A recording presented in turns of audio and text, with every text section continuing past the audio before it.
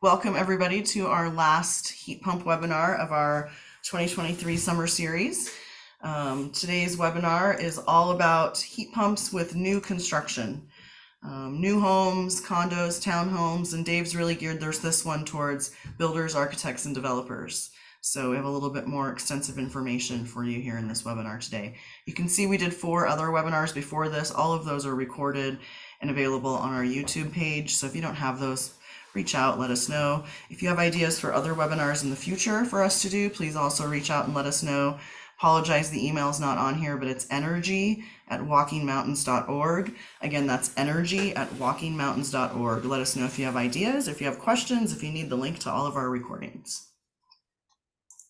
These are our sponsors of our heat pump webinar series: Holy Cross Energy, a local electric co-op; Walking Mountains Sustainability, Walking Mountains Science Center, that's where we're at today; Energy Smart Colorado, we'll tell you a little bit more about them in a couple slides; the Beneficial Electrification League of Colorado, again, we'll tell you a little bit more about them in a couple slides as well; High Country Conservation Center over in Summit County; CLEER in the Roaring Fork Valley; and Garfield Clean Energy and CLEER also in the Glenwood, Garfield County area. This page is all about loveelectric.org. Loveelectric.org is a product of the Beneficial Electrification League of Colorado. It's your one-stop shop for all Colorado rebates on heat pumps, so I encourage you to check it out. It outlines all the benefits of switching from gas, propane, or electric resistance to efficient electric equipment. It also provides explanations and cost estimates for best heat pump applications, and you can find a list of qualified installers of heat pumps on their website for the whole state of Colorado. So definitely check that out, loveelectric.org. This is some information about Holy Cross Energy, our local electric co-op up here in the Roaring Fork Valley, Eagle County area. The top are their rebates, residential rebates on the left. That's for existing buildings that are doing upgrades. And then the highlighted section there, that's their new construction, their new home rebate if you're doing electrification. So definitely check that out. There's a link there on this page. And then at the bottom, those are the requirements to get a heat pump rebate from Holy Cross Energy, as well as from us and most of their other nonprofit partners as well. So this is a little guideline on the bottom there of what is required in order to qualify for rebates. Energy Smart Colorado works in the greater Colorado area. Through Energy Smart Colorado program, there are rebates available for upgrades in existing buildings, along with comprehensive home energy assessments in all of these Colorado areas that you see here on this page. So if you're in any of those areas, Energy Smart Colorado can help you really learn more about your home and then offer some incentives. These are the 4 nonprofit sponsors today on our webinar series. High Country Conservation in Summit County has rebates for heat pumps, as do all of the people on this page. They have rebates for up to $4,000, so check that out. Walking Mountain Science Center here for our Energy Smart program, we have up to $5,000. CLEER in the Roaring Fork Valley, up to $7,500. And a note to that little highlighted area, CLEER does have a few new construction quarterly grants, so check that out. And then Garfield Clean Energy and CLEER, they also have a great re-energize program, and then some Glenwood Springs electric rebates.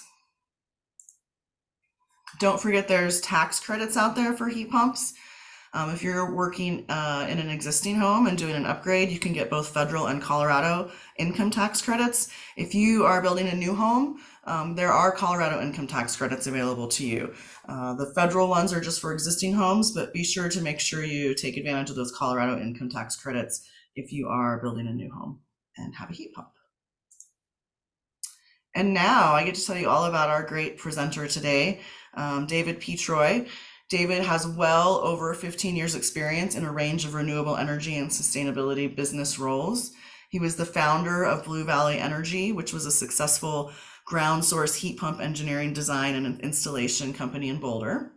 During the early 2000s, he led technical sales of solar and energy power systems for residential and small commercial buildings at RMS Electric. At Golden Aluminum, that's one of the largest single-site industrial power users in Colorado. David was responsible for leading adoption and implementation of a facility-wide energy monitoring system and upgrades to reduce energy consumption in large industrial production processes. And then most recently, he did some consulting work with Excel Energy, helping customers understand their energy use. And in 2017, he launched NTS Energy, a consulting company focused on providing advanced HVAC and solar solutions to homeowners and small commercial companies while promoting the transition to a new energy economy in Colorado. Dave has an MS in geophysics and a BS in zoology, and he knows a lot about heat pumps. So we're happy to have him here today to share this information with you. Dave, I'll stop sharing my screen and let you take it away. Thanks, Nikki. Just give me a minute here, folks, to do the sequencing correct here on the getting the shared screen correctly. It's a little tricky with two sets of screens. Okay, got that. And let's see. Oh, I think I got it right. 1 second. I have it. Big settings, swap, and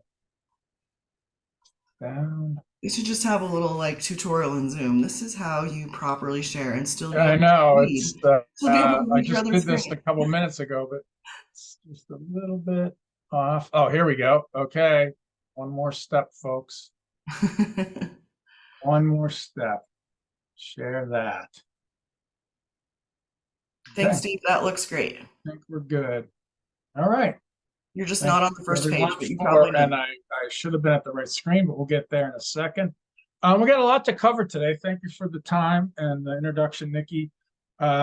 Usually takes me 35, 40 minutes to go through these.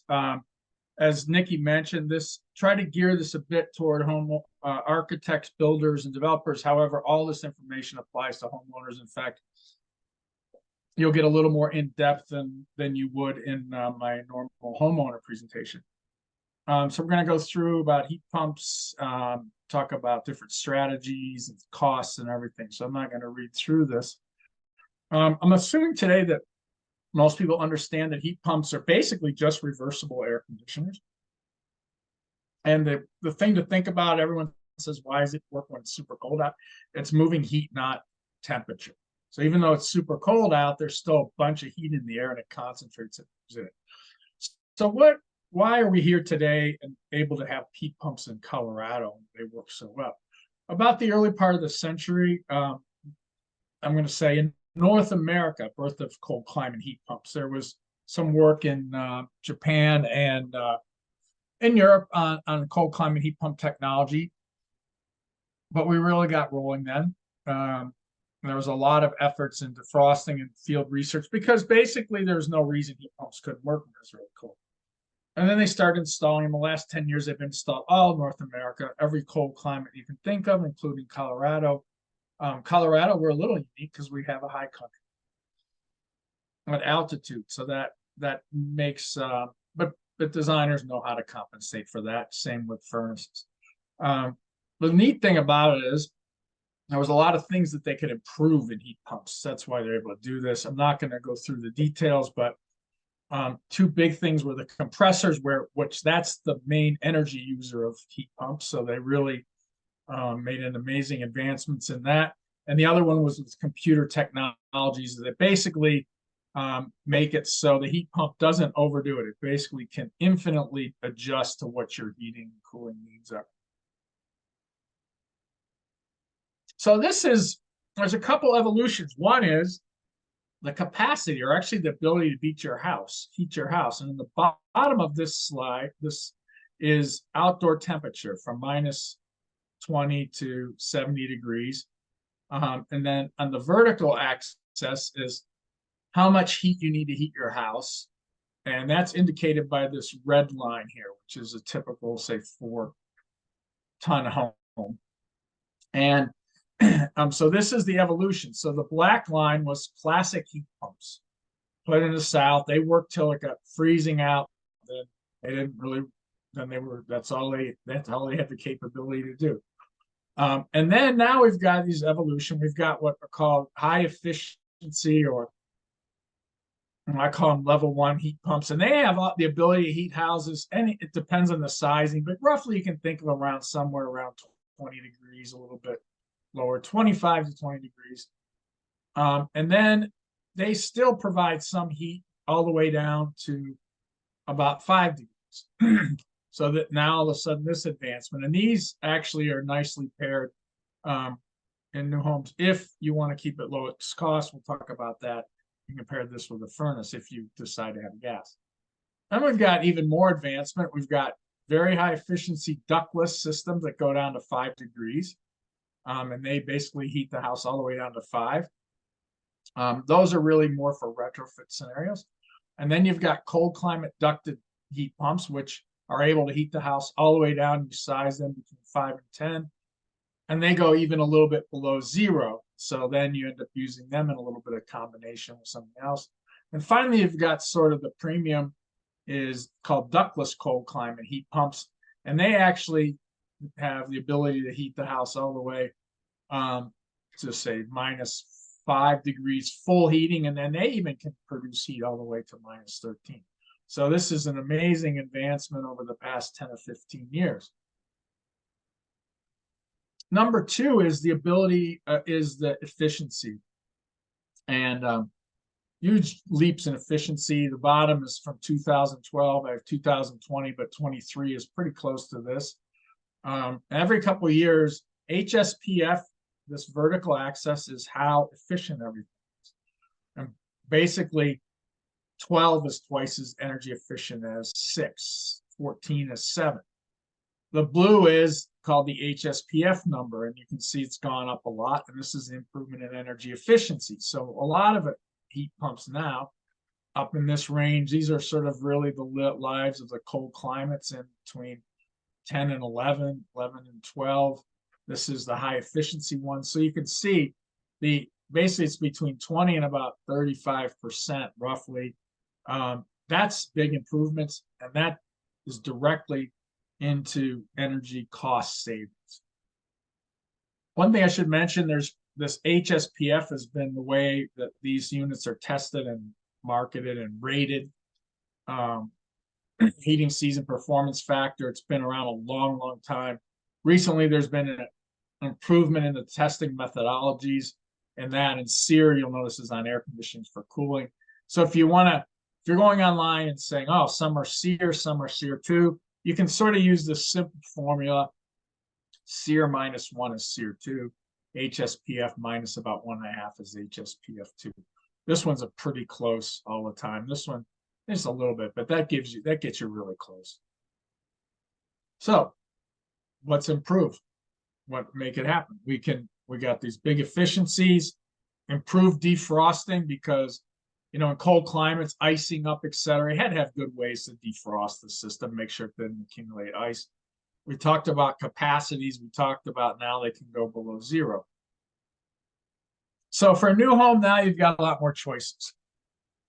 There's the conventional before was just, oh, let me do furnace, AC. Let me do boiler, radiant, and AC. Now I got air source, whole house ducted systems. And some of the things about that, of course, from a builder's point of view, the HVAC contractors are very familiar with whole house ducted systems. But ducted systems have the historical complications to the construction process, ducts interfering with plumbing, etc. in the trades. There's always, as I know, there's always some, headaches involved there.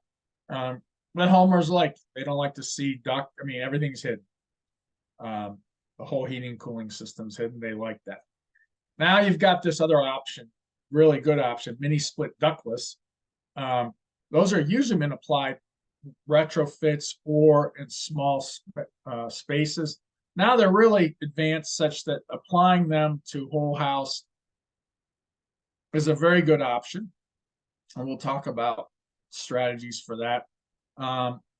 HVAC contractor familiarity, mainly in the retrofits. Not a lot of sort of HVAC contractors geared toward new homes currently are doing lots of mini splits, but there's enough contractor familiarity out there for that. Obviously, the no ducts is somewhat of a big advantage. You've got it's going to basically make the construction process a bit easier and gives you more as an architect or as your design team, gives you more flexibility. One thing is, the homeowners indoor unit acceptance, and we'll talk about different strategies and the different options now. There's still radiant in floor. People still want that, especially in the mountains. I think there's some talking points about whether that is needed as much now with the newer homes.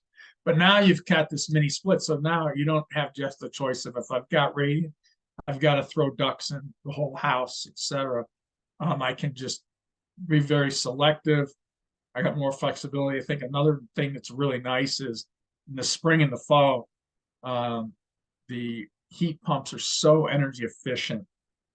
I actually save a bunch of money, and you can heat up cooler. You can respond to the changing temps. So nice comfort benefits.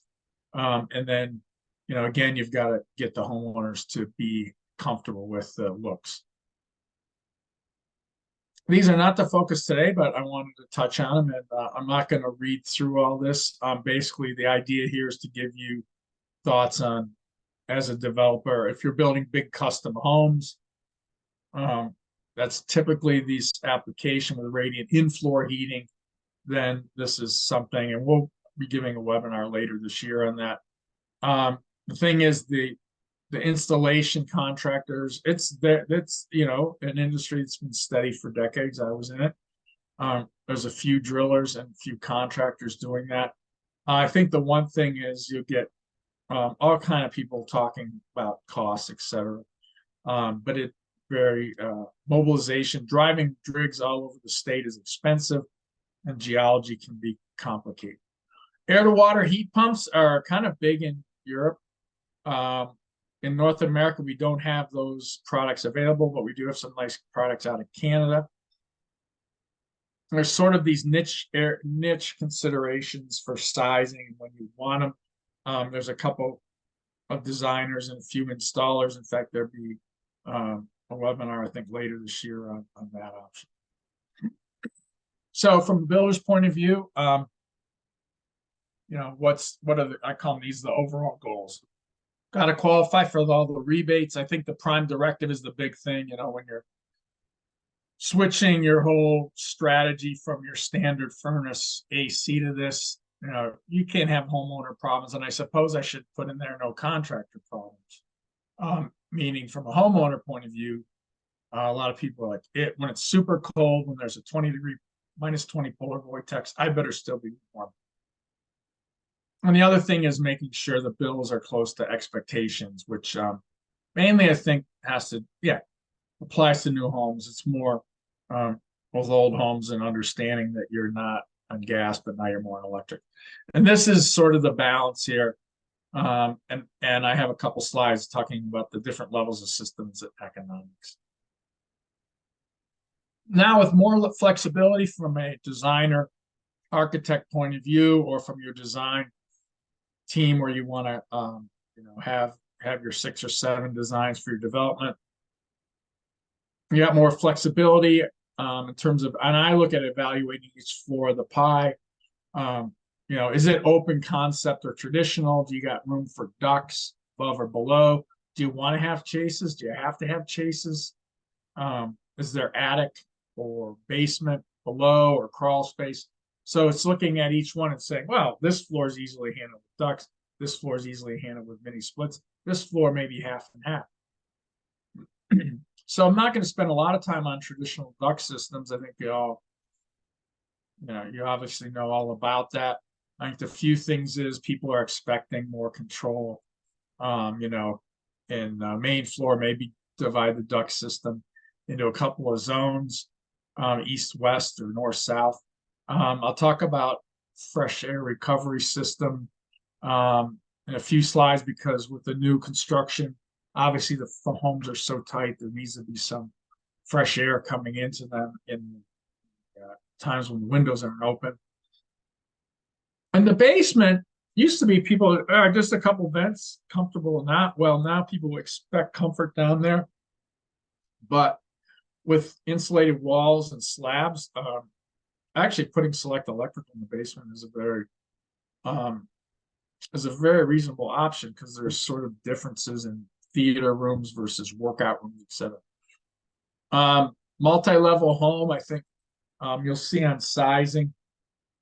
In a lot of cases, you'll want to have a couple heat pump systems. Of course, you add some cost on equipment, but you save it on ducting and simplicity of line set runs, etc. Now let's talk about the other one, the sort of the new, relatively new kid on the new home block. Let me just say it that way. So we've got 4 indoor kind of units. This is, historically where it came from, walls. You've got slim ducts. A lot of the manufacturers really have great options for this. This is typically the kind of thing you can do and do 2 rooms off of one thing, sometimes 3. These came more out of the commercial world, but they've sized them for residential also. They've got residential models. This is very nice. It's sort of more toward the edge of the room. It's along the joist, so it's really like taking this and flipping it up.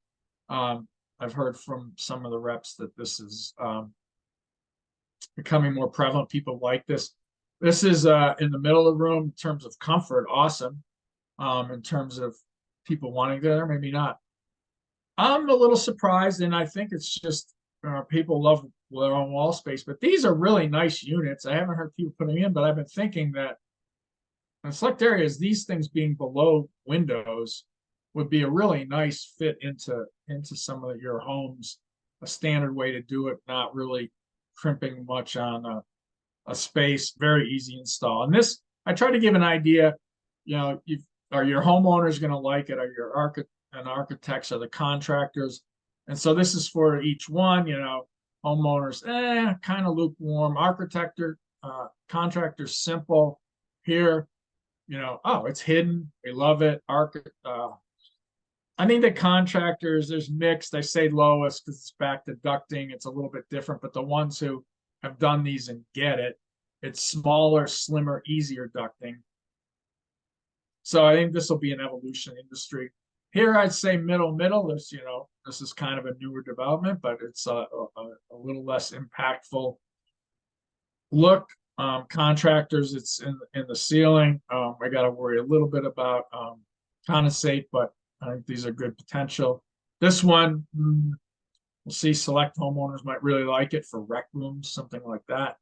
And this is the jury's out. So down here, I got a little thing because this here, everyone say, well, we don't like the looks of it, but retros, you kind of don't have much choice. But a lot of people are saying, well, we got to be more imaginative in how we do this. And there's just some ideas of how people have actually put these in and make them fit a little bit into the design of the rooms.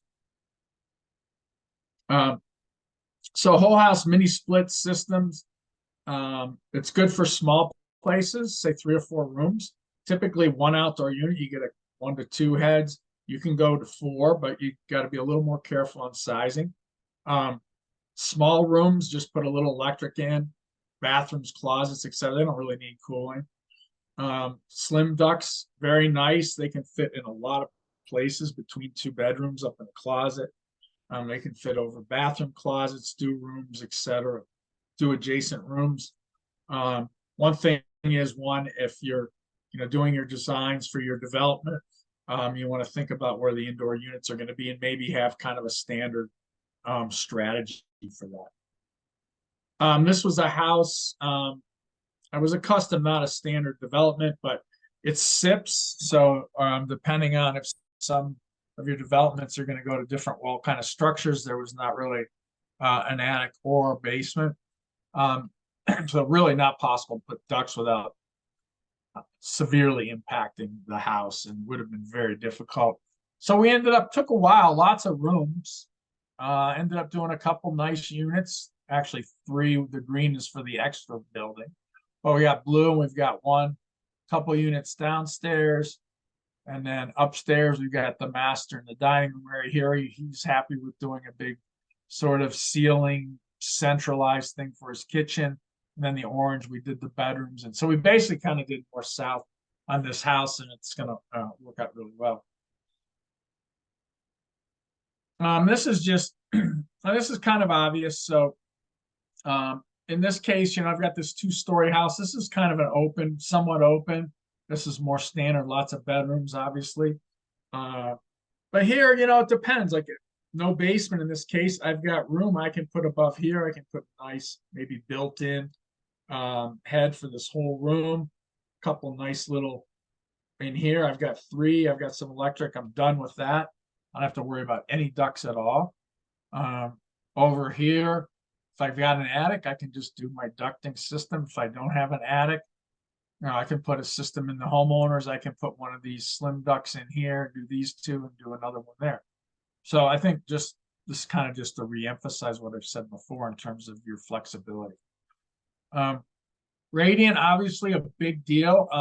If customers, if you want to build a radiant development, and I don't, it seems the more in the custom world, but if it's small development, they want that. I mean, I think part of the question now is the gap is really closed between radiant being the super premium and everything else, in the sense that no longer with the super insulation of the walls and floors and everything near as cold.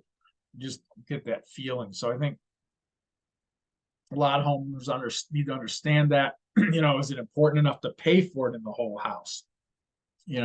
Or maybe is it, all right, master bedroom and sort of the north side of the main floor, but I've got really nice solar gain. I'm warm on the south side. The thing about the mini splits is you can move away from your ducting. And it can be very selective. It can be much more controlled. I think one of the nice things, as I said before, is in the spring, summer, summer's cooling, but spring and fall, you can get some really nice quick response heating for each room. You can cut down in your radiant, and as I've said before, small rooms don't need, you just put the radiant in those. A couple things I need to touch on. I think ventilation is becoming more important with all these new developments, coming up with sort of a simplified strategy for all your homes. With a full ducted HRV is pretty established now. It's a pretty simple strategy. It's a unit a couple feet. They make them even smaller by 6 inches by like 18. It mixes. The air comes from the outdoors, comes in. The indoor air goes out. You get a lot of energy exchange. Do a little heat reheating. The nice thing is you can keep this thing going. It's got some filtering in it and get fresh air going. I think, we're not talking about when you can open the windows when it's smoky, super hot, or super cold. If you don't have a ducted system, maybe mini splits, they've got some pretty clever stuff now going on where you could do several rooms off of one of these. There's some really interesting through the wall stuff now that is integrated, goes back and forth, little ceramic plate that every 20 seconds you can pull some air in, heat it, and the other side's pushing it out. So I think ventilation is going to be even more of an emphasis, but once you get a good system for your development, you can just lock it down. This is my little pitch for my whole house fans, at least for people to consider them. A couple things in our climate, often we have temperatures drop below that magical 70 at night, even in the summer. I think the key thing is, like, I figured in my home, I'm getting 5 to 10 degrees drop at night. It's costing me around 15 cents to run my fan to do that.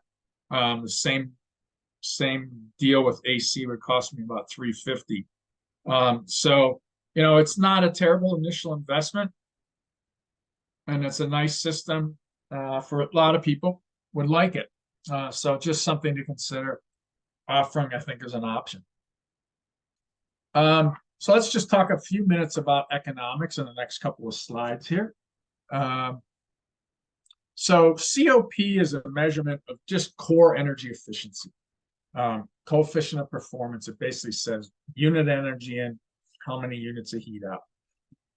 0.95 furnace says I'm burning my gas or propane at 95% efficiency.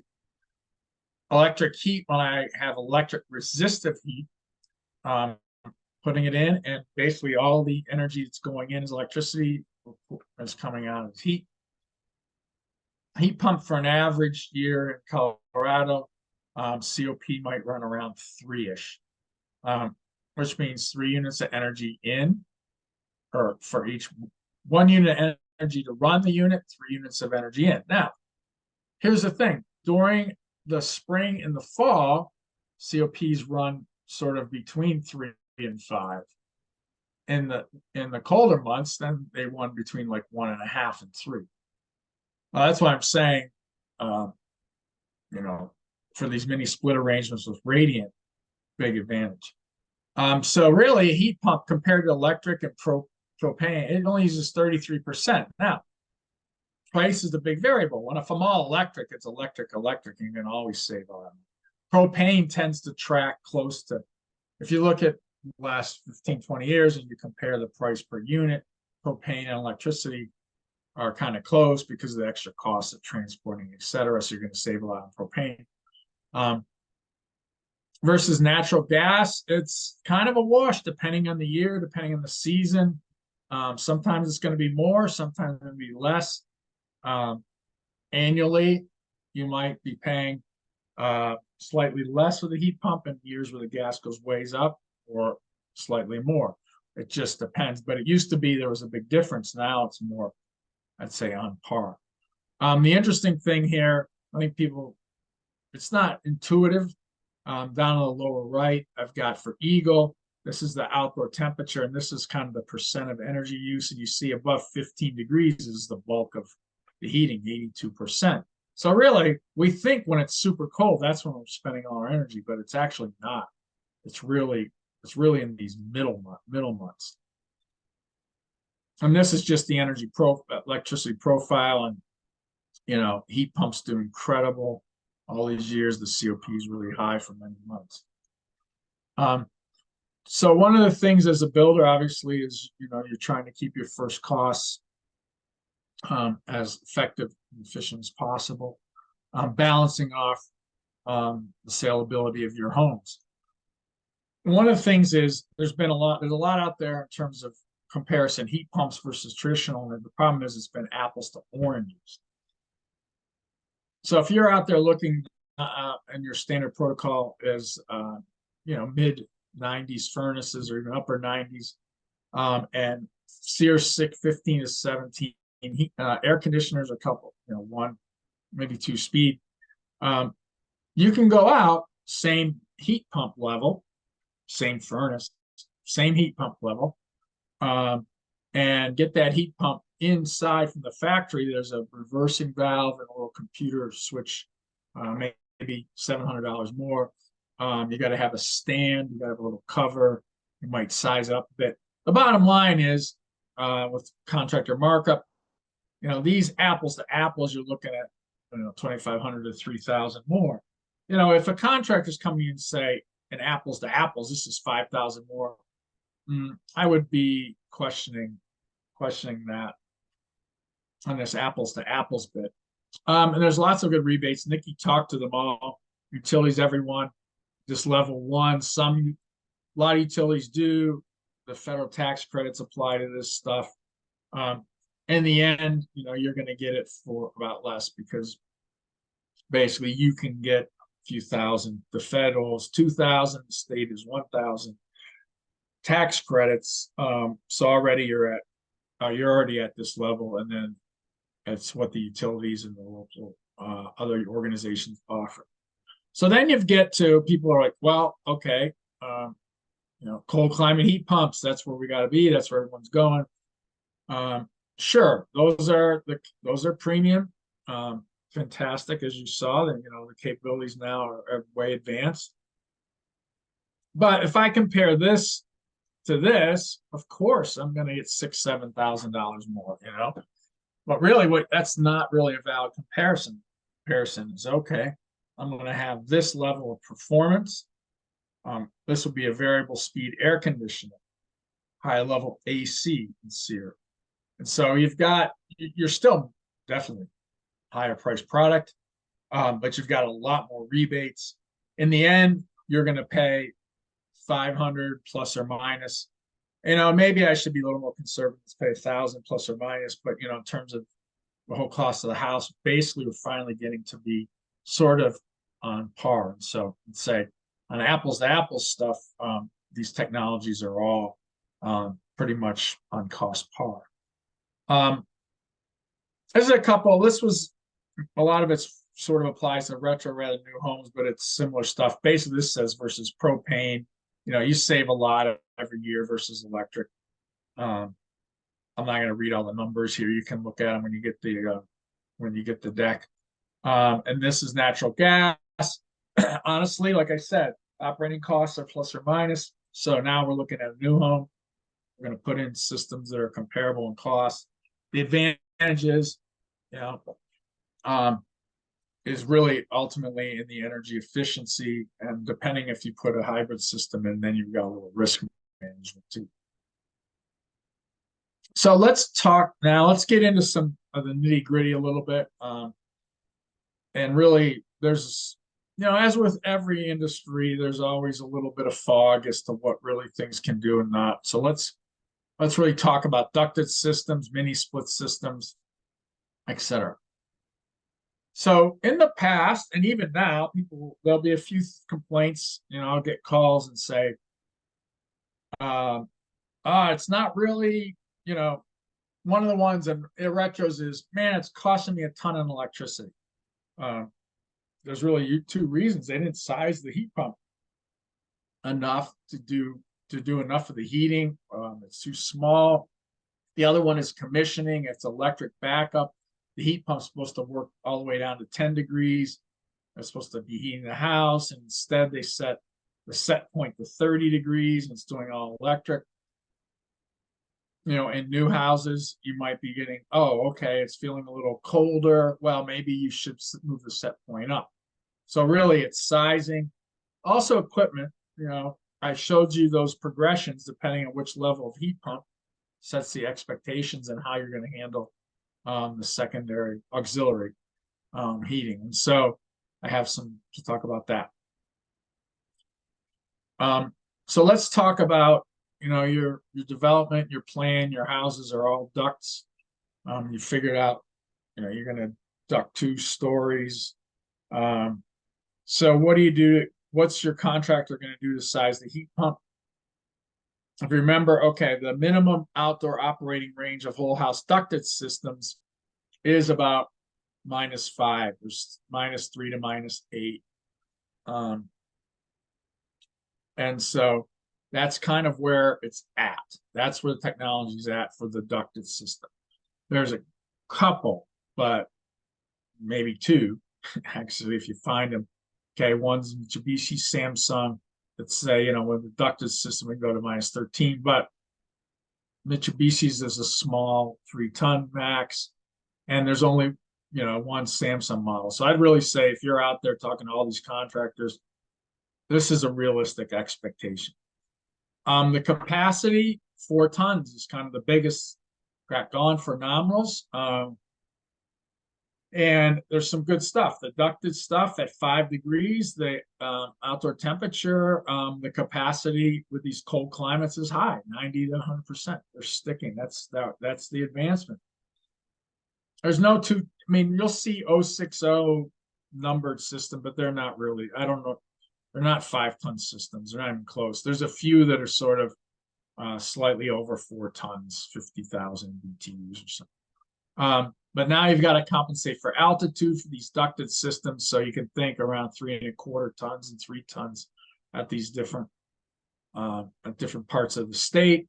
So really, if I'm in 3 to 3.5 ton house, I can do it with one system. So let's talk a little bit. What size system is your contractor going to do? What's realistic on the ducted systems? And so when they run their manual J, they should be looking, I'm going to do the whole house down to 5 to 10 degrees. And here's some of the reasons. The red is similar to before. That's like a manual J projected load. This is temperature. It gets colder. I need more heat for the house as it's going up. But the pink is kind of the range. Manual J is a tool, but it's not perfect. It tends to be conservative, so houses generally need somewhat less.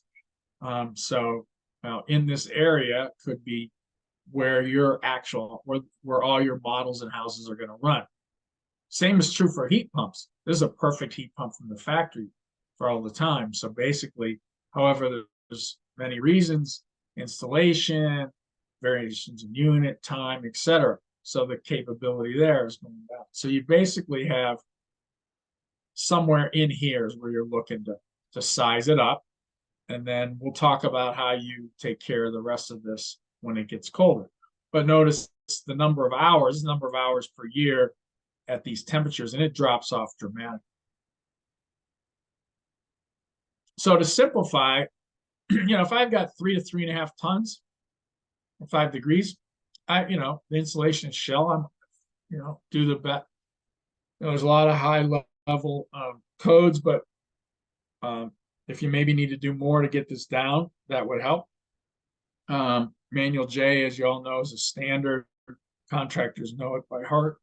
But it's now, I think it's very important. You don't just say, oh, I got a load at -6 at Eagle. What's the load at 5? Because I want to match it.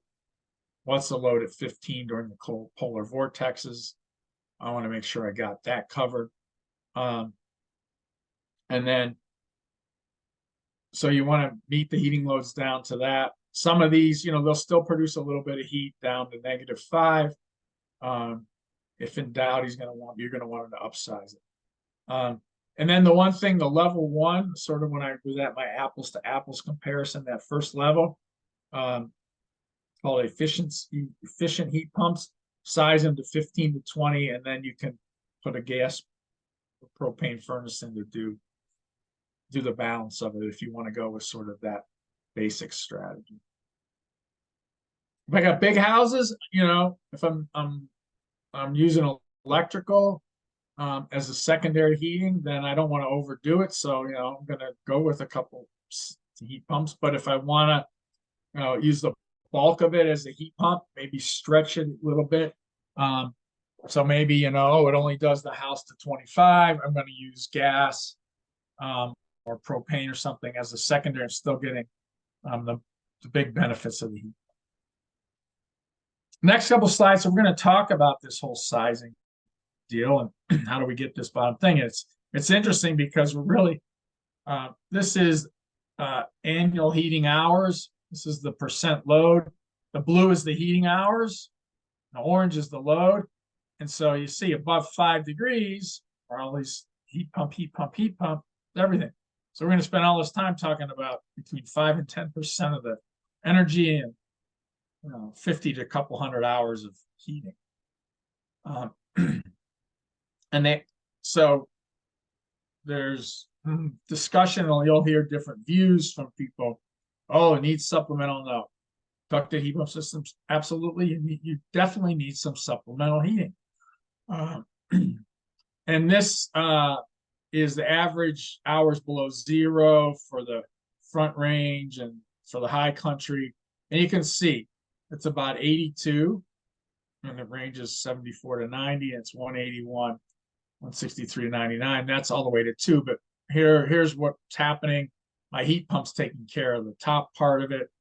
And then when I get kind of to -3, extent of the heat pumps, I'm using a combo, and then I'm going into my backup modes. But notice for the front range, very few hours here, 20 the average, and here it's a bit more. So let's look at how we can think about this. So if you've got a development or your houses are going to have natural gas on site, it's a very simple solution. You go with the dual fuel, you put your cold climate heat pump, it's going to do most of it. You got your furnace there, size to -20. You can go. I mentioned here because a lot of people now are asking, especially in high country, about risk if things go out. Well, even with gas furnace, the grid goes out, it's not going to work unless you run the fan. So you can actually put a power wall in to run it. If you decide to not have NG on site for many reasons, you don't want to pay for the infrastructure, long-term commitment, whatever it is. I'm calling them the 2 golden rules. One is that house and your clients and customers have to be comfortable when it's down to -20. Manual J says just designed for -5 or 5 or whatever. We've got overdoing it on the loads. I get it. But we still need to make sure we have enough capacity to keep people comfortable. Nobody wants calls. But on the other hand, the idea that we're just going to completely upgrade the electrical, we're going to go from 200 amp to 400 amp panels. We're going to put bigger transformers and everything for a few hours, relative short number of hours a year, is really not a strategy that's going to work well also. It's expensive, it's costly at all levels. And that's really greater than 10 kW strip heat, because if you got for less than that, you can actually share circuits now. There's some nice devices that allow you to share your EV charging and your electrical backup. You could potentially put your dryers in electrical backup, but it's limited in terms of how much capability. But that works. The other one, obviously, the solution that's going to come forth, it's definitely coming forth. I expect it to be rapid acceptance of smart electric panels. I expect this utilities start to put a lot of money into rebating those in the very near future, but there are some available now. So if you got no natural gas, what are your options? Well, you can go with electric strip this amount, not overdoing it, and then you can add, you can have a little pellet stove, masonry stove, wood fireplace, propane if you want to put a little propane on site. And I think that's quite a good option for people to consider. It seems like it's going backwards, but you can get away with a small tank, relatively small propane tank. There's not going to be a lot of propane use per year. It's available then for outdoor cooking and other indoor fireplaces, etc. The nice thing is that you're not really locked in. If in 5 years your homeowners want to put in smart electric panels and put more electric in, or in 15 years when the technology evolves and they want to replace their heat pump, you're not locked into propane forever. I'm not going to go through all this. This is kind of like, what are the criteria for heat pumps? I think the biggest thing is, does it meet all the requirements? And there's level 1, which was the high efficiency, and then cold or variable speed. I think one of the biggest things, and maybe this is, I don't think, well, this could be something that you want to be aware of. There's a plethora of rebranding, relabeling, renaming systems, putting them on the internet, or saying, oh, these, you can get cold climate heat pumps for half the price, et cetera, et cetera. I think, if I'm a builder, if I'm you, I'm not going to run down that road. The mini split's a little different deal, and these are cold climate mini splits. There's not a huge amount of manufacturers. There's top-notch manufacturer. There's enough of them. Those go to -13, and they hold a lot of capacity, 95 to 100% up to that. And sorry about that. And high level at all the way down to -13. Then there's some very high efficiency inverter ones. They're not technically cold climate. They still go down to 5. Those are good for retrofits, not new homes. So you really want to use this, take advantage of this, and try to size it so it can get down below 0, really take all the bulk of the heating with the littlest amount. The other thing, though, is you got to size the indoor units, the mini splits. The nice thing about that is you can really can oversize them a tiny bit to -13. The outdoor units can handle a little extra indoor capacity because they can switch around, and you've got all different sizes of units. If you're in doubt, it's worth upsizing a little bit. I've talked about the number of units on one outdoor unit. So what's the word on ductless heat pumps? And I'm going to say supplemental heating, usually, probably most cases, but not always. If you're on the front range, you realize below -5, on the average, I'm like 20 hours. Now, cold winter, I'm at 40, etc. So, your heat pump's going to keep pumping out to -13.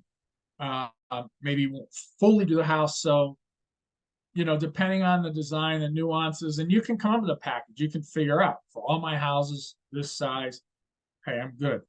I think in the high country, it's a little more, it's kind of interesting that below 10, they seem on the average the same, but I think around -10, you've got more. So I think, you've got a little bit of backup would be wise.